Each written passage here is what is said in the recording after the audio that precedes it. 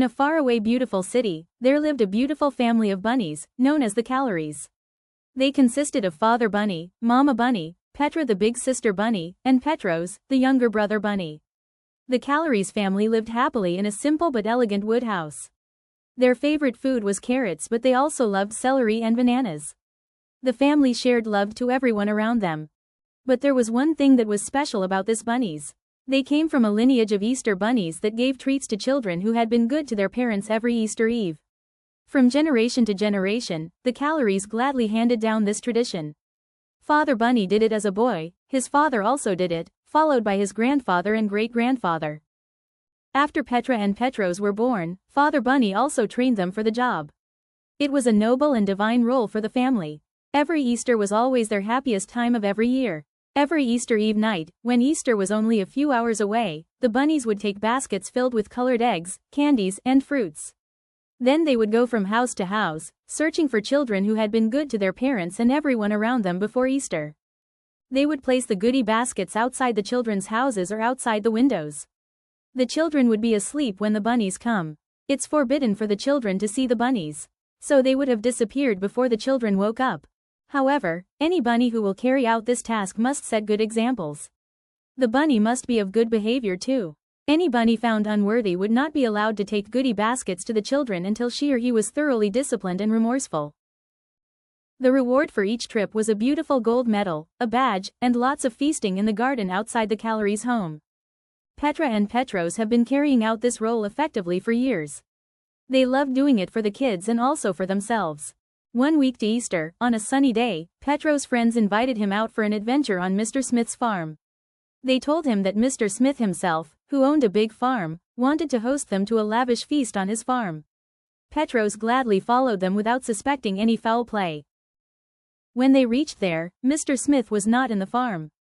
To his shock, his friends pounced on the ripe fruits and started plucking them in large quantities. Then they would stuff them in sacks that Petros never knew they had with them all along. "Hey, stop, what are you all doing?" he asked.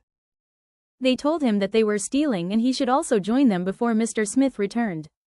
He tried to stop them, but they threatened to beat him up if he didn't join them. They made him promise to keep the theft a secret. "Not a word of this to anyone or else you'll be sorry," they said angrily. Cornered and overpowered, he gave in and also took a big sack filled with fruits. When they were satisfied, they left the farm almost empty. When they reached the junction, his friends dispersed to their homes. Petros was so sad that he gave his own loot to a homeless man who looked hungry. Then he went home, sorrowful. Petros became withdrawn and moody all day. His cheerfulness was totally gone and he kept to himself most of the time. His family tried to find out what the matter was, but he didn't confess. "Nothing, I'm fine," he would say grudgingly. He was too ashamed and too scared to open up. He feared to be condemned and possibly penalized for the crime.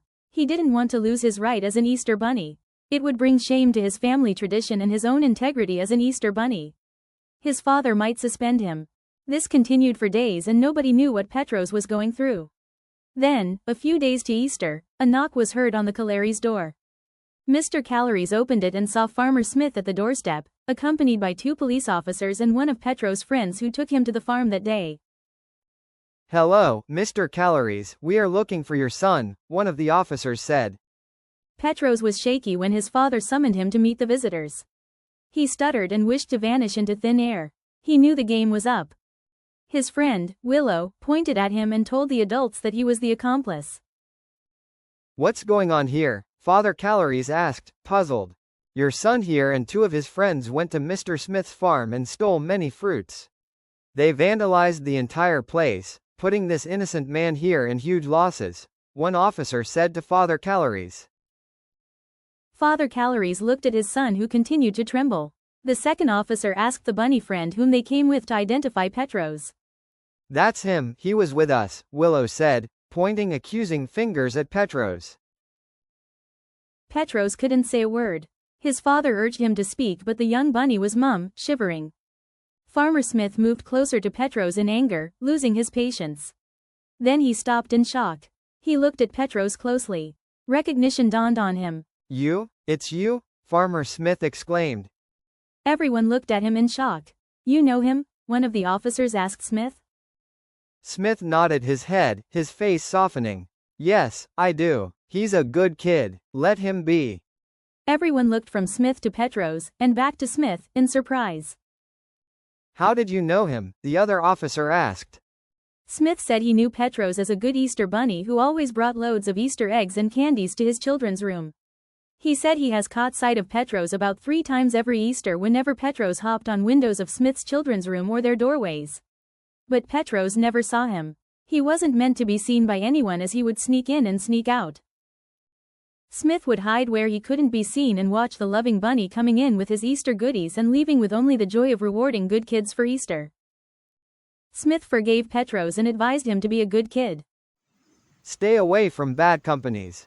Don't let them spoil your image, he said to Petros. Then he ushered the officers and Willow out of the Calaries' house. Later that day, Petros' family gathered around him as he tearfully confessed everything to them. He cried and promised not to do it again. His parents assured him that he did right by confessing. But next time, never keep anything from us again. Always share your feelings with us. We're all you have. Your problems are ours too. You did wrong but always let us know, Father Calaries said. They all prayed for him and hugged him. He was happy that everything was over. But his father told him that he must still serve punishments for his offense. Father Calaries grounded him for 7 days. By calculations, Petros would miss Easter. He had never missed Easter before. He always looked forward to making Easter deliveries to good children in the community. Then on Easter mornings, he and Petros would enjoy a large feast, play around the beautiful garden outside their house. They would get badges and medals. It was always great fun. But he knew he deserved it and was even grateful that his family forgave him. It could have been worse. He could have lost his role as an Easter bunny forever, something he couldn't stomach. Getting grounded was painful but missing one Easter wouldn't hurt too much. Sadly, he started his punishment immediately and was always locked up in his room all day. It was just 4 days to Easter. It was late evening on Easter Eve. Everywhere was quiet and serene. Petros was in his room, playing with Easter bunny toys and eating chocolate bars when his room door opened suddenly and Petros ran inside. She threw 2 empty baskets at him and yelled, "Hurry, come on, let's go. Quick, we have lots of deliveries to do." Petros was shocked, but she ran to him and pulled him out of bed. That was when he knew that she wasn't joking. "Get up, you lazy bone. Mom and Dad have pardoned you. Your grounding is over. Now, come on, let's get going, silly," Petros urged excitedly. Petros and Petros made for their deliveries peacefully with their parents' approval. Petros delivered the biggest Easter goodie baskets to Mr. Smith's children. This time around, he saw Farmer Smith face to face and they saluted each other from afar, each smiling. Petros would forever be grateful to Farmer Smith for his forgiving spirit. On Easter morning, Petros and Petros enjoyed themselves and their bunny extended family members rewarded them with badges and medals. Everyone was happy. Petros thanked everyone and promised to keep the good Calaries legacy right.